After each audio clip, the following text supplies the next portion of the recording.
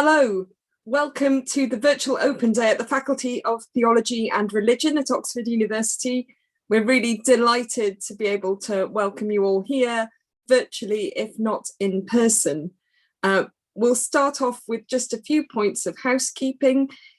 This recording is being broadcast through YouTube and it's going to stay up for the rest of the virtual open day. We'll be taking questions mainly from the Slido room, that's the typed chat room called Livestream Q&A, and there have been lots of questions arriving over the course of the morning. If you're watching and you still have questions, do type them in there. There are two boxes on the Theology and Religion Virtual Open Day website.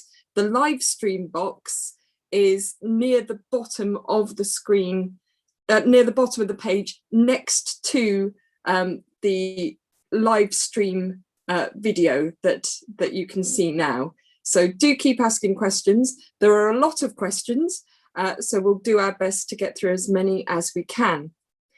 We're waiting for one more panelist who's making his way through various faculties this morning, but we'll begin by introducing ourselves. So my name is, we have all three of us now.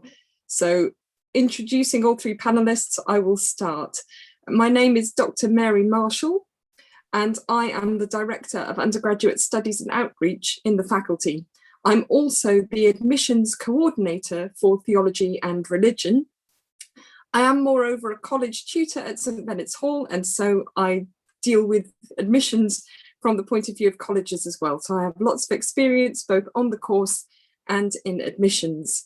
My own subject specialism is New Testament, so I teach students about early Christianity. Peter, I wonder if you'd like to unmute yourself and tell us who you are. Yeah, hi, I'm Peter. I'm a second year student in philosophy and theology at St Benet's Hall. Shall I explain what papers I do, or? Perhaps you could say just a little bit. So maybe you might tell us why you wanted to study the course and what currently you're enjoying. Absolutely. I've always wanted to study philosophy. I think those are my two favorite subjects really.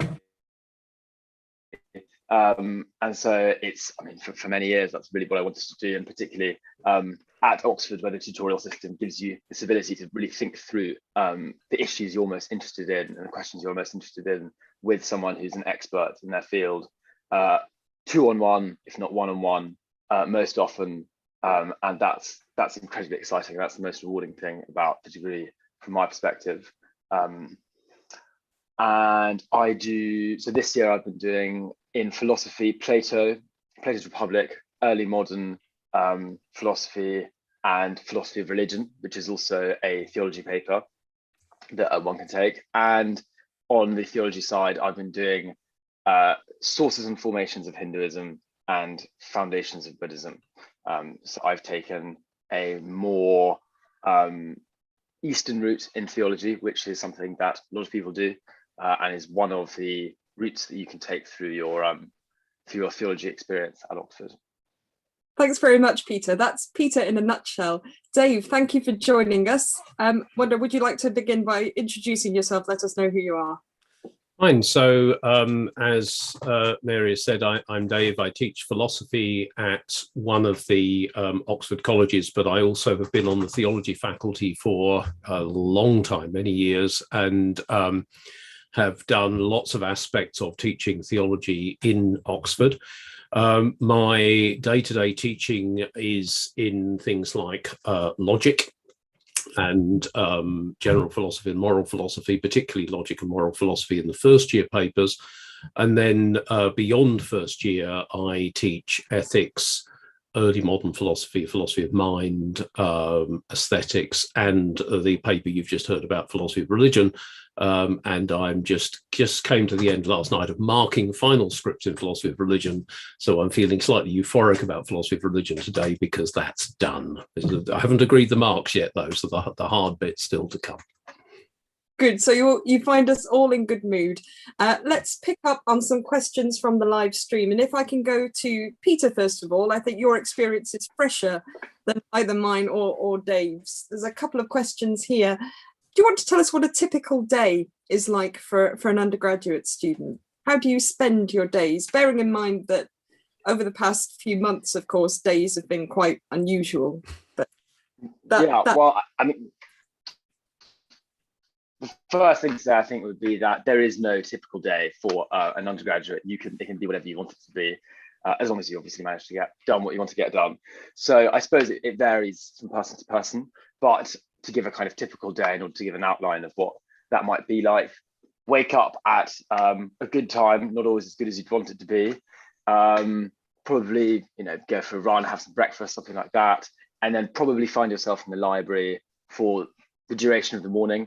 I then have lunch at college almost always, because it's always good to pick up with the people there and sort of see some friends, feel part of the community, have a nice conversation about something or other, and then probably back to the library for the rest of the afternoon, and then do whatever you please in the evening. Some people do it differently. They'll have sport in the morning or some sort of club in the afternoon. So you're free to structure your week as you like. But generally, and I think they say it's probably about a 30 or 40 hour week, something like that, sort of working a job really. And then however you might move that around. So, your day off might actually be a Tuesday and a Thursday, and then you work the weekend. So it's pretty much going to end up being a reasonable 5-hour week, however you structure it. So in terms of the work portion, Peter, what does that look like? Are you reading in libraries or getting books out, or do you attend lots of lectures? What's the work portion of your day like? So you're going to have your lectures. Usually for me, those have been weighted towards the beginning of the year. So you'll have one lecture for a paper, for example, a week. So you've got your different modules or papers, as we call them at Oxford, and you'll be given, let's say, an 8-session lecture series, and you'll watch those and take your notes. Usually they'd be in person, but obviously this year they've been online. Aside from that, I think it can be safely said for both philosophy and theology that it's pretty much a reading and personal research-driven subject. You're not in a lab. You're not out there in conducting field work. The work that you do is boiling down pretty much to reading, note-taking, thinking about that, and then writing your essay. And really, I mean, that's what the idea of all of you. You're given a question, given a reading list. You might go and have to find your books. Luckily, most of them are scanned in. I actually sort of have ended up preferring using electronic copies of books because it's sort of easier to type rather than propping open a book with one hand and trying to type with the other one. And you'll have to read, it's usually pretty flexible, but say 5 or 6 different authors, plus, maybe as a primary source as well. And then gradually develop your own ideas and your own response to the question that you've been given. And then you'll write up your essay, which will be around 2,000 words. Usually spend 2 days reading, 1 day writing, something like that. Everyone's different. It works differently for them. Some people like to write their conclusion straight away, or write their introduction straight away, and then spend 2 days writing the essay. Some people do all their reading and write the essay in an hour. It's very much up to you. But the important thing is that your personal response and your personal opinion about the question that you've been asked is absolutely first and foremost. And you're very much encouraged to give your own perspective and whatever your own reaction has been after doing your reading and your bit of research into the question at hand. Thanks, Peter. So there's a lot of autonomy and there's a lot of personal motivation required. We've had another question, which I think is actually a very good question, and it is on the mind of lots of applicants. And Dave, I think you might have a particular take on it. It is, I can't decide between philosophy and theology on the one hand and theology and religion on the other. Do you have any advice for making that decision? I think we both have a take on that. We probably all do. So one thing to say, in particular in the Oxford context, is that the theology and religion degree has compulsory first-year language work. And that may be something that excites you and is something you would really like to do. Now, you can do that on the philosophy and theology degree. It's an available route, but it's not something that you would have to do there. And it's probably something you'd be unlikely to do. So that's just one simple thing to start with is, are you particularly keen on languages, particularly concerned or nervous about languages, because that could make a very quick practical kind of difference to which route you want to go down. The other thing is what it is that's actually motivating you in the study. It's one of those odd situations where a two-subject degree, a degree with two different as it were, degree subjects in the title. I mean, both of them have two subjects, but theology and religion you could think of as a degree broadly in theological and religious thought, a single honours degree. Philosophy and theology is a joint degree. And typically a philosophy and theology degree you might very well think would be more disparate because it's got two subjects named. In fact, you could look at philosophy and theology as really quite a kind of convergent subject around ideas, arguments, big metaphysical and moral questions. And I think a lot of people take the degree in that way. So you could actually find that if those are the things that excite you, philosophy and theology will be a great degree for you to do. But the broader your interests are into things like art, history, historical texts, history of religions, Christianity, the more those things excite you, actually, the less flexibility you will find you've got in philosophy and theology, because you will have fewer options to spend on the theology and religion side. I think a lot of people who've been excited by some of the ideas in an A-level in religious studies, which is often presented in a quite philosophy-focused sort of way, might think that they want to do what they want to do at university is philosophy, and it often won't be. It'll often be that they've been excited by the ideas, and the ideas seen in a kind of context of broader trajectories of thought, and you might well get more of that out of theology and religion. If you do philosophy, then you'll find there's a lot of really quite sharply analytical work, including things like the logic course in first year, and it may be that if you're excited by languages, you'll head off in the direction of theology and religion. If you're repelled by mathsy stuff, you might be also heading off towards theology and religion because you won't want to do the first year logic course. Peter can tell us a little bit about how demanding he found that. I mean, he may well have done some maths in the background or some logic in the background. But the two key things that stand out are the analytical demands of philosophy and the desire to actually put you on the spot and have you generating your own thought and ideas. And then the breadth of theology and religion, which I think, given how open textured that degree is, that could be really quite an attractive thing. So there's things to be said on both sides, but don't think of philosophy and theology as automatically the broader degree. That's, I think, not the right way to be thinking of it. Peter, do you want to come in there and say a bit about your experience? Because you're doing the joint school. Absolutely, yeah. I think Dave, you're completely on the money there. It is, I would say, philosophy and theology is more restricted. There must be, perhaps Mary can say, but 30 papers, 50 papers for theology that one can pick. I don't know. That's probably roughly the area. And yeah, and they're extraordinarily broad. And I mean, you've got a lot of early Christian theology options, medieval options, things in Islam, things that are more general, I suppose, as well, but looking more on the sort of anthropological side or sociological side. And you can bring in all of your kind of French thinkers, I suppose, at some point, like Foucault and that kind of thing. And that's and you can choose matters of those options. So if you're doing theology and religion, you can choose 8 of those over your second and third years. Philosophy is very restricted. If you want to do philosophy, you should look at the philosophy course, because what you're going to be able to do is highly limited. So in your second year, you have to choose from a number of constrained options. So you've got knowledge and reality and early modern philosophy, and you need to choose one of those 2 particular ones. And then within early modern philosophy, you have to choose one rationalist and one empiricist from a group of 3 of each. So that's a constrained option. And then you have to choose from another constrained option, which is Plato's Republic, Aristotle's Ethics, and a paper, which is just called Ethics, I believe.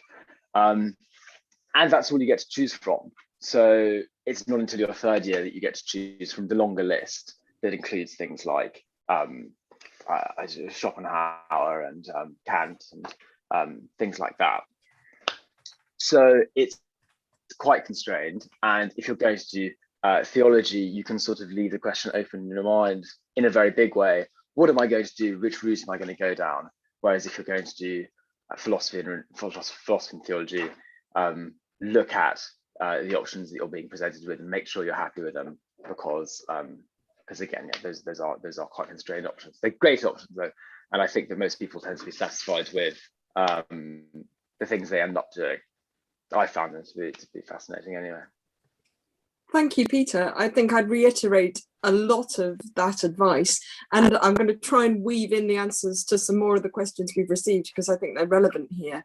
I think one of the main messages coming out of this is that it really pays off to do your research and to find out about what the courses actually contain and not just what they're called.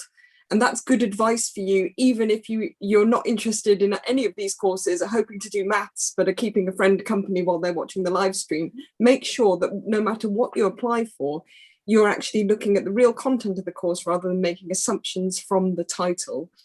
Because philosophy, theology, religious studies, English literature, history, they mean different things on different courses at different institutions.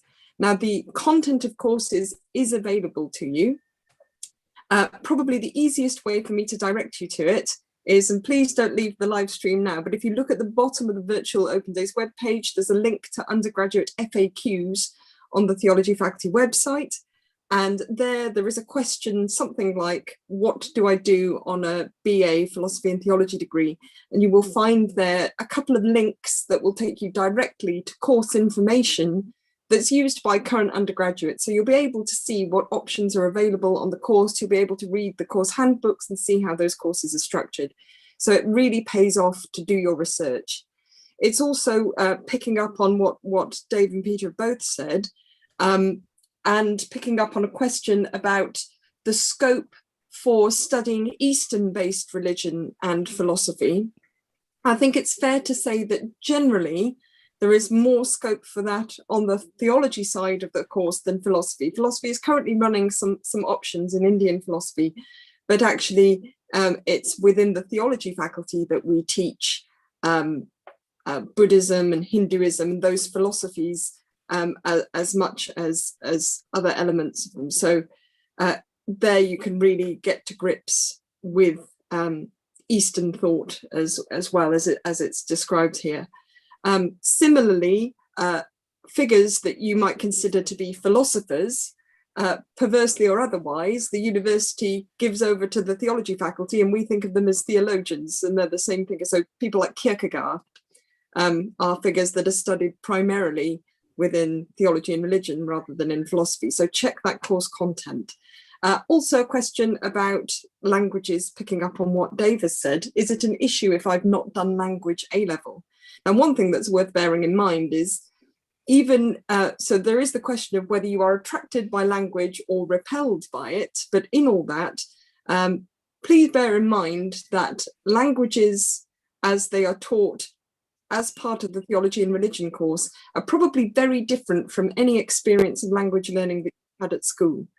The majority of our students, I would say, arrive with very little experience of language learning, possibly GCSE French, sometimes not as much as that. We teach the languages that we teach, Greek, Hebrew, Arabic, Latin, Pali, Sanskrit, in a very different way, and absolutely from scratch. So you are not required to have any prior knowledge or understanding of the language. You're not even required to have prior substantial language learning experience. Obviously, if you've learned languages before, if you have A-level Spanish and you know you love languages, then that's an attraction. If you don't, it need not be a problem. So no, it doesn't matter if you've not done GCSE language or A-level language, that's not an issue. So again, have a think about where you might like to take those ideas. Moving on, some questions about personal statements. One that's phrased, I think it's been my favourite phrasing of this question, which I'm sure is on everybody's lips. What are the absolute no's for personal statements? So what is a personal statement not? What shouldn't applicants do in their personal statement? And I suppose we can twist that round to also say what they might do. Okay, so I've been giving talks to a number of schools over the last few weeks on personal statements, and I've called the talk Personal Statements, and in that long title I've drawn attention just to two words, one of them personal and the other one statement. It is meant to be personal, it's about you, and as I've said to those who maybe have a mother who wants to write their personal statement, if I discover your mum wrote your personal statement, your mum gets the place. Okay, so this is extremely important, that you don't want that to happen. I want it to be about you, and I want it to be reflective of your academic personality. And I think I want to add a footnote to that, which is actually for us, for Oxford, whether it's for theology and religion or for philosophy and theology, the personal statement matters much less than it does for the other probably 4 universities that you write on your UCAS form. And the reason for that is pretty clear. In philosophy and theology, you do an admissions test and potentially we can interview you. If you're going to get a place, you will be interviewed. In theology and religion, there isn't an admissions test, but we would, if you were going to be given a place, we would interview you. So we have ways of making personal contact and connection with you that other institutions probably don't. So make it personal, and a personal statement that keeps you at arm's length and merely talks in arm's length ways about the subject isn't actually very helpful. So there's a don't do it. And the other is it's a statement, and that means that its fundamental mode is talking about stuff, it's telling things, but in a way that hopefully will show us something of your enthusiasm and interest for the subject through the things that you've read and through you talking about them.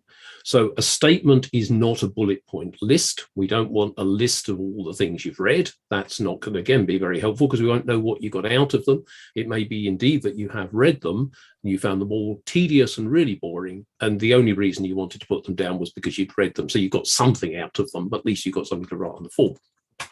We'd much rather you told us about 2 or 3 things that you've read or that you've been to, that you've reflected on, and something of what you got out of that. You know, maybe you hated it. Maybe you hated it for particular kind of reasons. You disagreed very strongly with the arguments and you thought these were what were wrong with them. That's fine. We're kind of very happy to hear something about that. And so will all the other universities you applied to. Give us something of your academic personality in the personal statement. Don't hold that academic dimension of you at arm's length. Bring it in and give it some content in the sense of how you think. We know from your exam results from school that you have a good academic profile. We don't need you to sort of reiterate that in the personal statement. We want you to use those precious, whatever it is, 4,000 characters to really help us to get some sense of who you are academically. Don't overfreight the thing with all the football awards and stuff that you've run. UCAS, I think, suggests no more than about 1/5 of the personal statement on extracurricular stuff. But extracurricular can genuinely mean extracurricular if these are things that really matter to you.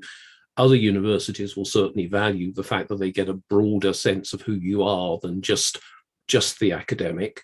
But you know, there is opportunity on that personal statement for you to talk about, you know, commitments you may have or involvement that you may have had or that family members may have had in perhaps a religious community that's made you, a church or a synagogue that's made you think, actually, this is something I really want to know a bit more about. All of that is absolutely fine, but you don't obviously need to have anything other than an academic interest in religion or in philosophy in order for these to be things that you would have good things to say about. I agree with all of that. It is, remember, it's actually a very genuine opportunity for you to show admissions tutors at Oxford and all the other universities really useful things, really useful academic skills, not limited to your ability to write in nice, clear sentences and to structure a short piece of writing so that it expresses what you need it to do.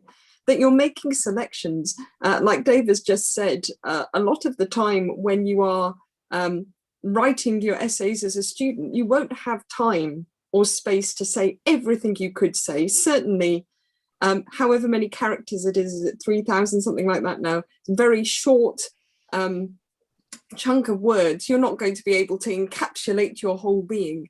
So you've got to select what you think admissions tutors need to hear about you, which will show that you are a good fit for the course. And it's that selection that can actually be very revealing.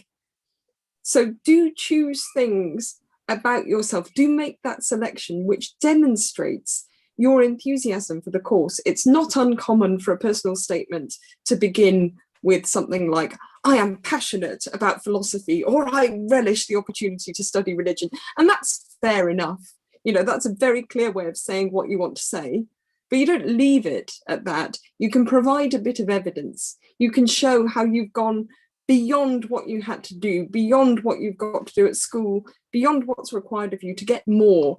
And yes, as has been said, don't tell me what Nietzsche says. If I want to know what Nietzsche thinks, I can read his book. I'm far more interested in what you thought when you read Nietzsche.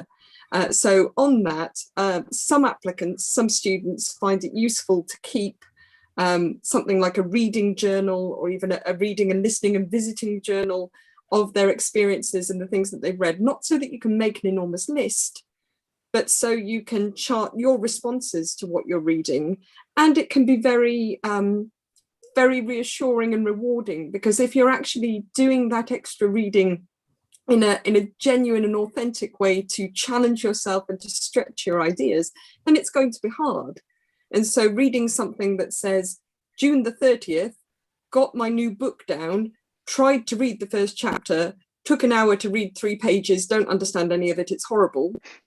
And then by the 30th of July, you've got a note saying, now on chapter 10, not sure I agree with this actually, and this example doesn't really work. So you can see how far you've come, and that can also be a useful resource for you, and useful when you come to write personal statements. Peter, how long do you think it took you to write your personal statements, and I suppose what I'm asking is, what do you wish you had done differently or known at the time when you were doing it? I was thinking about my personal statement for quite a long time. I took 2 gap years. I took 2 years before I started doing my degree, and I had plenty of time to think about what I thought about philosophy and theology. And when I did sit down to write the personal statement, it was probably more than usually theoretical. I didn't talk about my cricketing successes, partly because I have none, or any extracurricular stuff of that sort. But I wrote what I really thought, why I thought it, and I think that was a good idea in hindsight. Because I think the important thing to bear in mind is it's so personal. It's really about you. It should be fresh, and it should be original, because that's what your tutors are going to want to see. Throughout your time at Oxford, you will be looked after by people who usually like you, and they will like you if they choose your personal statement, because they will think that you're an interesting person. And that's all it is. It's really just trying to show your interest in your subject, and why you've come to that interest perhaps a bit, and just to deliver a sense of what's different about you, or what's special. And I think that's the important thing to bear in mind. It is about in anticipation of the relationship that you're going to have with your academic tutors, giving a sense of the person you are in relation to academia. I think that's kind of what what is most important to bear in mind about it. It's Thanks. not a checklist. It's not a potted summary. It's a real personal sense of who you are. Yeah. Thanks. And if you're thinking about it now, that's a good sign, because the last thing you want to do is start thinking about it on the 14th of October. So start thinking now. Remember, it's only part of your application, but do give it some thought. One supplementary question from Slido, it's a very good one. Dave, I don't know what you think about this.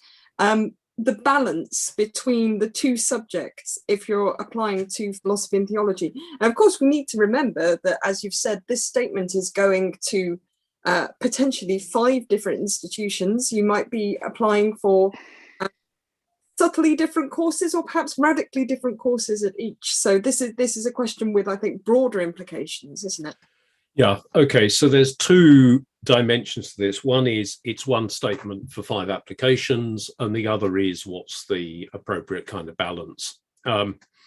And the first one of those questions, a quite general one of those questions, how can I write one statement for 5 applications, is one that ought to make you think, what are the best 5 places, the most convergent 5 places that I can apply to? We want you really to be thinking about the course before you think about the institution. So if the course here appeals to you, it may very well be that there will be courses in other universities that will be more like that, and therefore easier to write the same personal statement for than one that's wildly or radically different.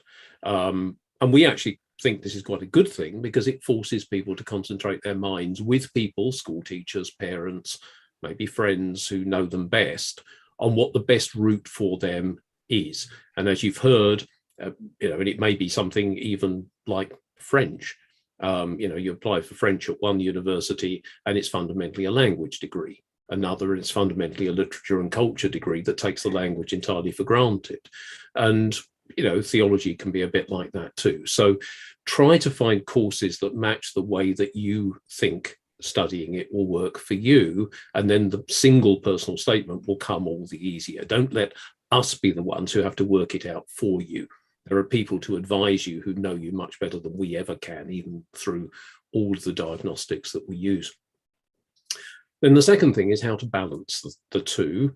And that may very well be something that comes quite naturally out of either your interests or out of the kind of experiences you have of the subjects, because we're asking you to expose something of your intellectual personality through the personal statement. And if you've read much more about one area than another, it'd be entirely possible for somebody to have spent a lot of time at school doing history, and a lot of that might be history related to, for example, the Reformation or history of the church. And at least it may have sort of elements of that might make you think, well, actually, I've got quite a lot to say about this, because this has affected my interest in applying for not a history degree, but for a degree that, that can study history in the context of theology. Fine, we'll spend time on your personal statement doing that. And if that's alongside philosophy, and you perhaps haven't studied philosophy at school, and you haven't done so much preparation, then we won't expect to see so much on philosophy there, although we will expect to see something. Each year we find people applying for philosophy and theology who actually either say an immense amount about philosophy and show no interest whatsoever in theology and religion. And there could be a reason for that. They might only have applied for philosophy in other universities, and they might be applying for theology and religion at Oxford because, one, it's got a slightly lower entry requirement than the divinity degree at Cambridge, the theology and religion degree at Cambridge, and 2, we don't have a single honours philosophy degree here. So they've kind of taken, they've sort of done the market, and they'd like to come to Oxford or Cambridge, and they thought, well, this is the best way to study as much philosophy as I can at Oxford. but we're not going to mention religion at all on the personal statement. That's kind of quite a bad look. That's going to make the theology tutors wonder. On the other hand, if you only mention theology and religion and don't mention philosophy at all, that's going to make the philosophy tutors wonder. So you need to mention both, but not, absolutely not 50-50 in some kind of artificial, I must give them each their due kind of way. You are almost certainly going to be much better prepared for one than the other, and that's fine. We understand that perfectly well. And if something weaves the two together, if there's some particular philosophical argument that seems to you to have religious relevance or has been something that's affected you quite significantly in your thinking, that's great as well. Absolutely fine.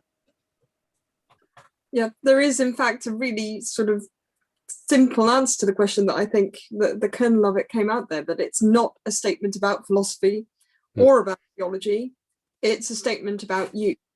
And so where does that balance sit with you?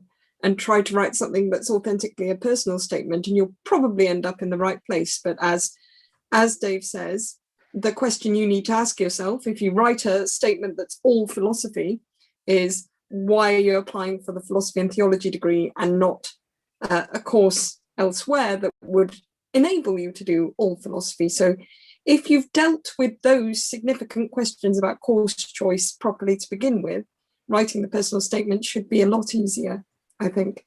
Now, excuse me, we will move on in a very short time to some questions on the interviews, because there are several of those popping up. But while we're talking about the personal statement and have been talking about reading and what you're reading, there's more than one question here about, do we have any reading recommendations? I'll say first off that, to my mind, the most important thing is that you are reading something that interests you, that feeds your enthusiasm and nurtures your interest in the subject, which theology and religion and philosophy is vast, however you slice the pie. So are you feeding and nurturing your interest in the subject? And so my recommendation is less important than your interest, I think. But there are lots of routes you can go down. So on the one hand, you can look at introductory books in a range of topics. Things like the very short introduction series by Oxford University Press. Other books are available, but sort of pithy introductions which allow you to explore the subject more widely. So if you're now considering theology and religion, but your experience of it is limited, go and get yourself an introduction to something you've not done before. See if you're interested. Another route you might take is to think about what you've already been studying. As part of school courses, for example, you already have pegs to hang things on. You have some basic knowledge there. And so instead of being satisfied with what you're getting from those A-level textbooks or school textbooks generally, where you get excerpts from primary sources if you're lucky, you don't need to read an excerpt from Kant. You don't need to read an excerpt from Gibbons. These books are available. You can just read Kant, you can just read Gibbons or Tacitus, you can just read these people. And the good news is that if they're on the A-level syllabus, a lot of them have been dead for a long time, and so many of those books are freely available. You can get them from the Gutenberg Project and online, or for £1 or £2 in printed form. Primary sources are not necessarily easy to read. It's helpful when textbooks slice bits out for you and make it easier. But you can challenge yourself to read those sources or to read something else by the same author. So if you've studied Joseph Fletcher or Jeremy Bentham as part of your A-level or IB, they wrote stuff. See what they wrote. What can you find? And you've already got those pegs there where you basically know what you're expecting, but you can challenge it a bit further. Don't forget as well that works of literature, fiction, poetry can be really excellent ways to explore theological ideas, philosophical ideas. Russian novels are generally a very good way to go. If you are of the temperament that enjoys a bit of Dostoevsky, Brothers Karamazov, something like that, again, it's not something you'd probably want to read on the beach, but it's a very intellectually stimulating book to read. So novels, poetry, William Blake. You can feed your enthusiasm for literature whilst at the same time sparking all your theological and philosophical thoughts. So rather than give actual recommendations, I will leave it there at the risk of promoting one book over another and attracting the ire of all my colleagues who have recently published very excellent and affordable books. But I don't know whether that does not preclude either of the other panelists from suggesting a favourite. So Peter, what would you recommend to read? What have you enjoyed that's available to most people, not in the Bodleian? I mean, the Bible is obviously a great place to start. Read anything. I think is the interesting thing as well. Is open anything at all, and even if it's, let's say, Kant or Calvin or something like that, and you get halfway into the first chapter and there's nothing you want to do more than put it down, fine, you've had a very strong reaction to it. That's good. It's about having strong reactions to things and having opinions and thoughts and feelings about different texts.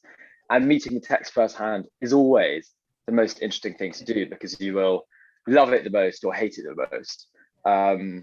I think, those the short introductions books are excellent as well, because they give you a great overview of the topic. But there's definitely no substitute for just reading a text itself, because that's what you're going to have to do when you get to Oxford. And that's the most, I mean, it's more challenging, but it will affect you a lot more, I think, because you really have to get inside that author's head. So, I mean, depending on, if you're applying for philosophy and theology, read Hume directly from the source. It's actually quite readable, I always find, because you put sort of jokes in there and stuff, which kind of keep you ticking along. I'd say that's great for theology and religion. The Bible, I think, just get back to the Gospels. They're very short, as Mary always likes to say. They're actually very slim volume, that one, the New Testament. You can get through it, and it's good to have your own views on what it's like. And I'm sure that'll help you a lot in your interview, because inevitably, well, not inevitably, it's highly possible that you might be asked about such things. And I think that's a good place to start. So those would be my two: Hume and the New Testament. I hope that's helpful. I think those are very good ideas. I mean, I think being familiar, particularly for religions that are strongly focused on particular texts, particular scriptural texts. So for somebody who's not particularly familiar with the Hebrew Bible, with the Old Testament or with the New Testament, I think those are excellent ideas. If you are familiar with those things, then I mean, go and expose yourself to reading the Quran or something. Just there's lots of available translations of the Quran that would be interesting to compare with the biblical text, and just see how you feel about the relationship and the way that particular figures who might be mentioned in both appear in different contexts. On philosophy, I'd say there are two things you might do, one of which is, in a rather survey way, to look at books that speak about different areas of philosophy. And here, Nigel Warburton is a very good author who has a number of books. Philosophy, the Basics, and Philosophy, the Classics are two of them. And those are certainly worth looking up, because they'll give you an idea of the range of things that go on within philosophy. Nigel himself is interested in aesthetics, and particularly in aspects of photography, philosophy of that. But he has very broad interests, and those are intended exactly for people who are at a level of curiosity about what philosophy gets up to. But following Mary's and Peter's suggestions about texts, there's a website called earlymoderntexts.com.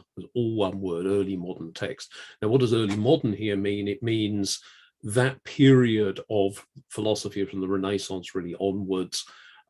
So texts by people like Descartes. Hume is there as well. The Latin and French texts are translated into English. the English texts are slightly and lightly modernized in a way that might not satisfy somebody who was doing a course specifically on, say, Hume, who's been mentioned. But they will mean that some of the more antiquated ways of expressing things are spelled out a little more clearly. There's a little bit of running commentary, little bit of reduction of the chapters from those that seem no longer to have quite the significance they had. So the earlymoderntext.com website will allow you to read most of the major figures of philosophy from Descartes onwards.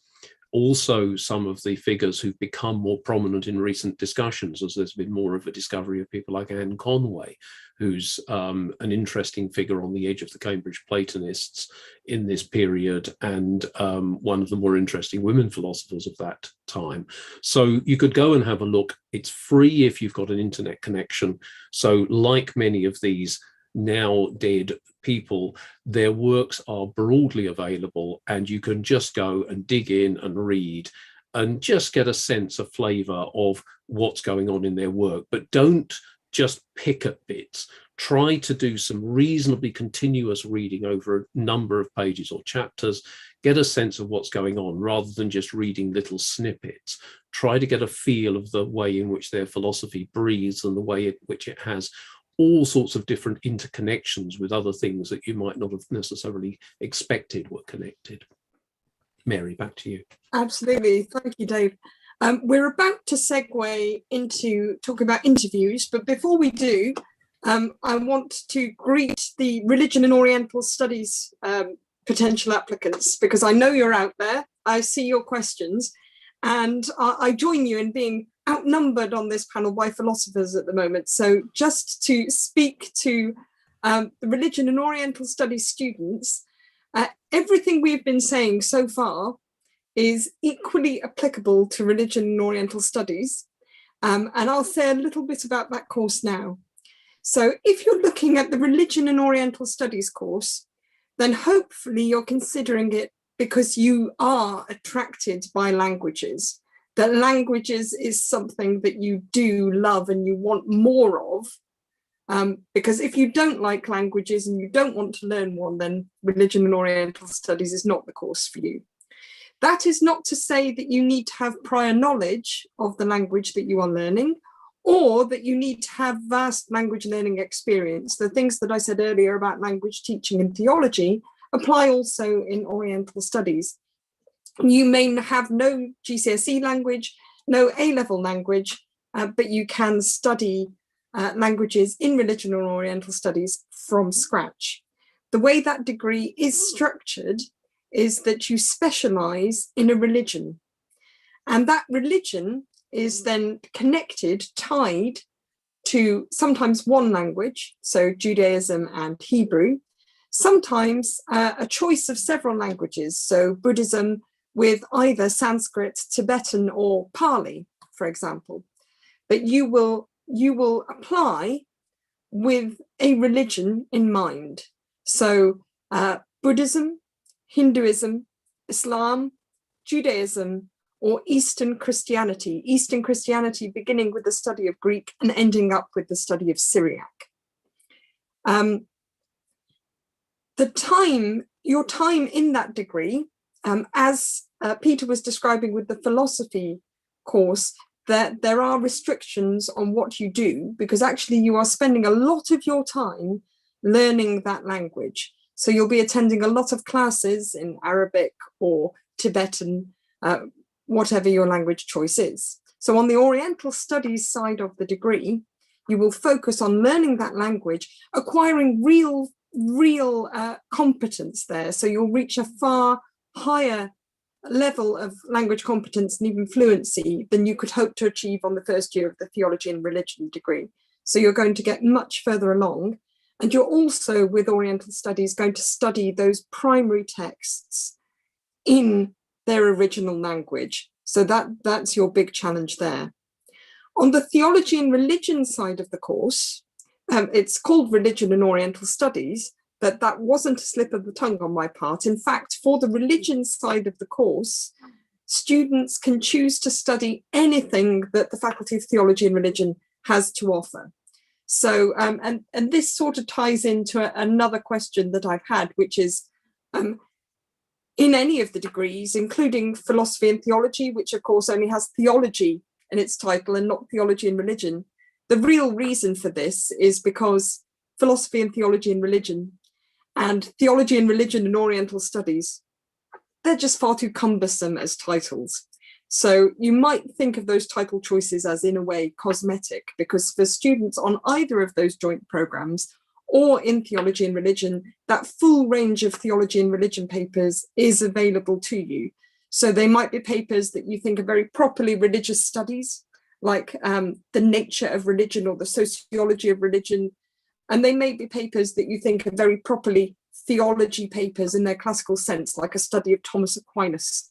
But in fact, there will be, I think, among my colleagues teaching them, a great deal of debate as to where individual subjects fitted. So all of those papers would be available to a philosophy and theology student or a religion and Oriental studies student. So on the Oriental studies side of the course, you really study a religion with a focus on that language. So if language learning is something that you would like to develop, or you would like to begin, to commence, and really make something of, it's a very rewarding degree in which you can attain a high level of language competence. But as I say, for all three of these degrees, we have no prior subject requirements. So you don't have to have any particular subject at A level or advanced higher or IB, but you need to meet the entry requirement. When you are interviewed in religion and Oriental studies, let's use that as a segue, you will certainly be interviewed by Oriental studies tutors in the faculty. And what they are probably going to be most interested in is your ability to learn a language. And they're not going to test that by you walking in and suddenly they say, right, order a meal in Sanskrit. And if you can't do it, you're out. That's not how they do it. Language learning is assessed, the aptitude for language learning is assessed in lots of sophisticated ways. A lot of it is about the ability to deal with patterns. And so there's lots of exercises that they do with you to sort of test out how you'd be as a language student. So there would certainly be that aspect of learning assessed at your Oriental studies interview. Those students would also get an interview from theology and religion tutors for the religion side of the course. And that interview is going to be fairly similar whether you are a theology and religion applicant, a philosophy and theology applicant, or a religion and Oriental studies applicant. So this is something that's been coming through in the questions that I think is important to reinforce. Theology and religion tutors are going to be looking for the same kinds of qualities in applicants, regardless of which degree program they're applying for. So just because you're applying for religion and Oriental studies, specializing in Islam, learning Arabic, don't arrive at the theology and religion part of the interview expecting to answer questions about the Quran. It may well be that they would like to give you a bit of a Veda to read, or a little bit of the Torah, and ask you questions about Hinduism or Judaism, or something else entirely. So everything that I will say about the theology and religion aspects of interviews applies equally to students on all three programs. But one very important question we have is the very basic one: what is an interview like? I do these every year, and so my experience is very broad and probably shaped by that. But Peter, I imagine your interview is fixed in your memory. How would you describe it? What is an interview like? Fresh in my mind. It's rather daunting, but ultimately, all that your interviewer wants it to be is just a productive conversation. They're going to be more or less difficult to deal with, as are people in life. They're going to wish to be your friend slightly more or less, or however they see fit to, I suppose, bring the greatest intensity or fruition to the discussion. I was asked about. I was always given something before I went in, a bit of text to think about for 10 minutes. I did 3 interviews, I think. And then you think about the text and you get a pen out and you have a few thoughts, and then you'll go in and they'll ask you questions that will be completely different from whatever you thought was going to be drawn out of that, or something like that. You're going to be challenged, and you just sort of have to think on the spot, I suppose. I don't really know what else to say. It's obviously it's very daunting, but I think you get over it, and your teachers and your interviewers will generally do quite a good job of making you feel comfortable, and just trying to make it a normal conversation, because that's all it really needs to be. There are no right answers, and the more you go in and try to give a right answer, I think the more you premeditate it, which you probably shouldn't do. I mean, there are probably certain questions that you might want to have answers to, like, why do you want to study this subject? But I don't think there's any information, any factual stuff about the subject itself you need to have all brushed up and cleared up. You just need to be ready to make your enthusiasm apparent, I think, and engage with the questions. That's fair enough. It's daunting maybe, but I hope not traumatic, and is above all a conversation. So everything that Peter has said about conversations is right. Your interviewers genuinely want to engage you in conversation. If you wouldn't pre-prepare conversations before you went to a party, don't pre-prepare a conversation before an interview. Dave, what do you think? Well, I think, as you've heard, you'll have probably quite a similar experience, whether it's philosophy or theology or Oriental studies or any other subject. Frankly, modern languages, English literature, history, they're all after the same things. In fact, I've done a philosophy interview in front of some teachers, along with, so a colleague was then going to do a medical interview after I'd done my philosophy interview. And he said, actually, the philosophy interview I'd done told him what he would have wanted to know for a medicine interview as well. Because what we're trying to do here is not second guess anything that we can already see on your UCAS form. We know that you are predicted maybe an A star and 2 A's at particular A levels. So we've got some information there. We've got your school reference, so we've got some information there. And we can take that all for granted. What we can't do from that form is tell how you think and how you will use thinking out loud and live with us as a learning opportunity. An opportunity to change your mind about things, an opportunity to stubbornly hold on to some view that you've adopted and produce better arguments for it than the ones you currently have.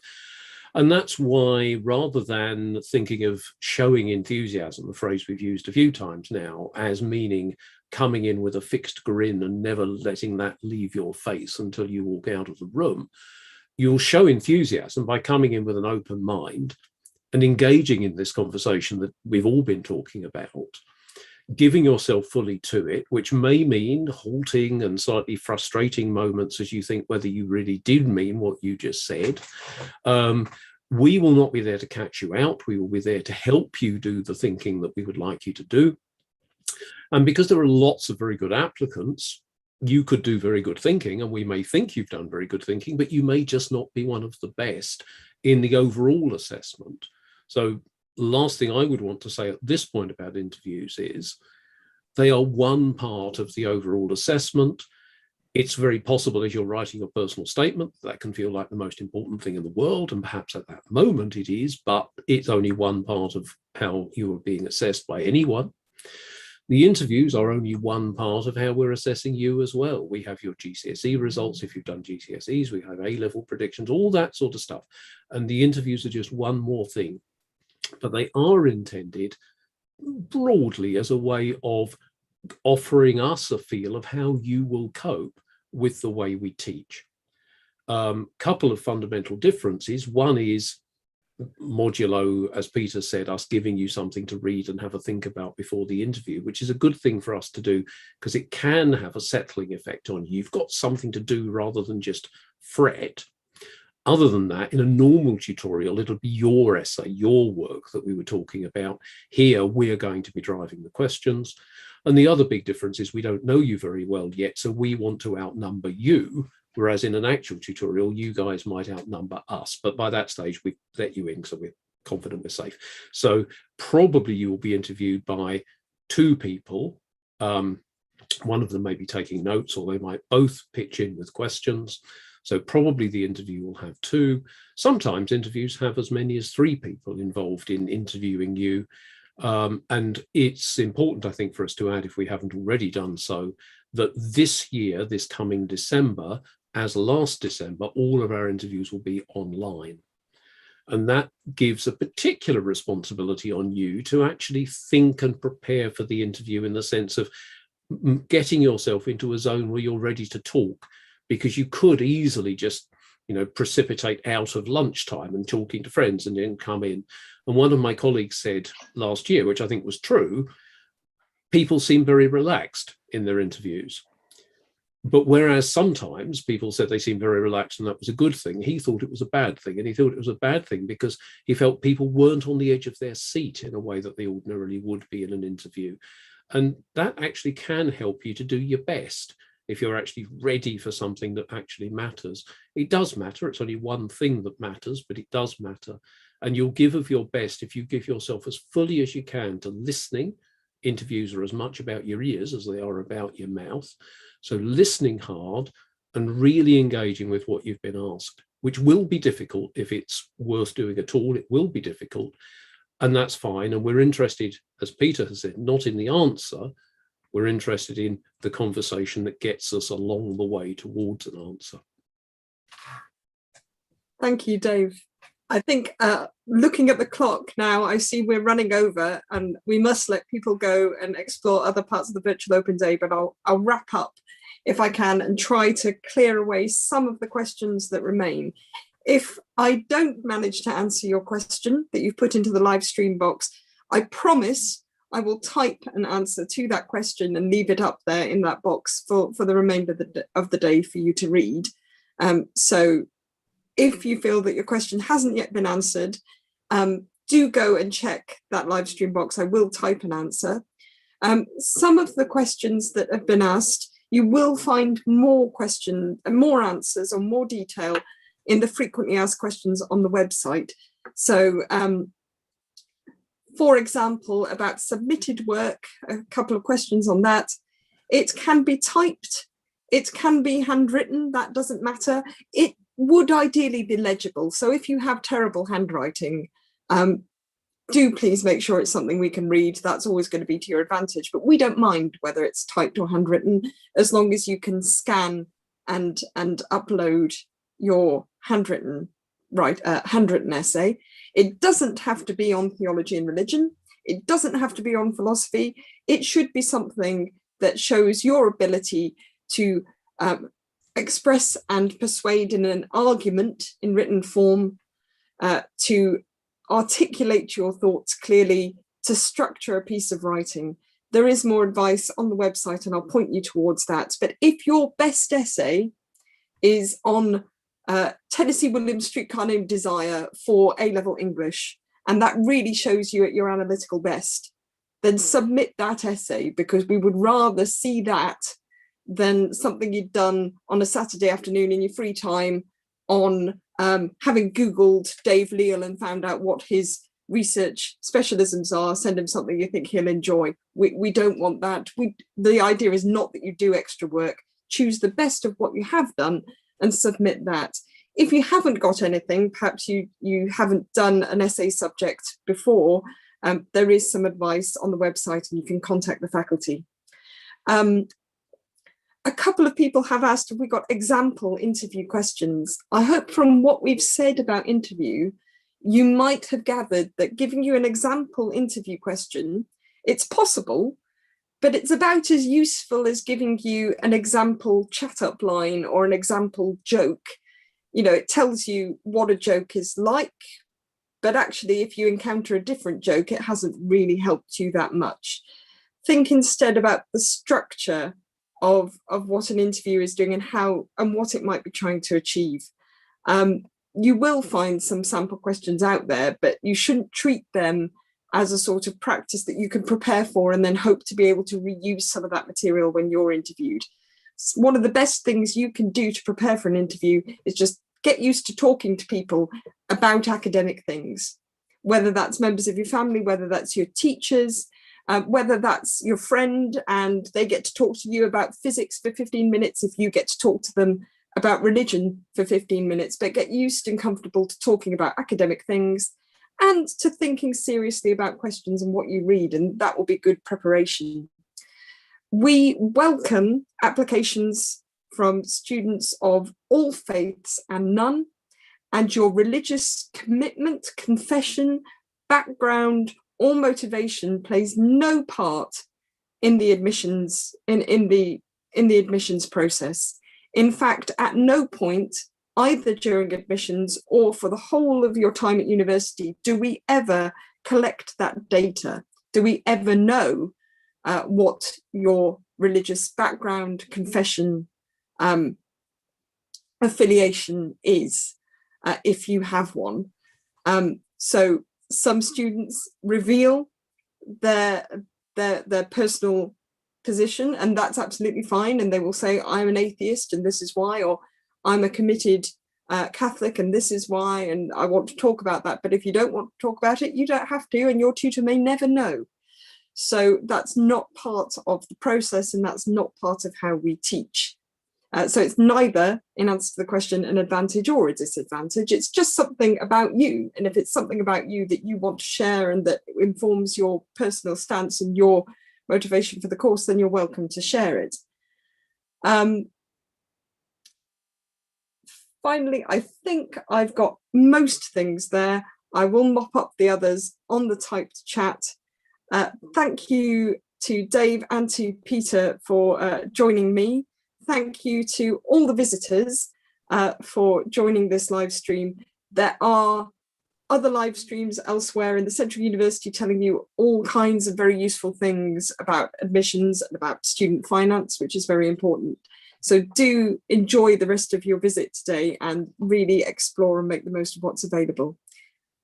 I'll say goodbye and thank you very, very much.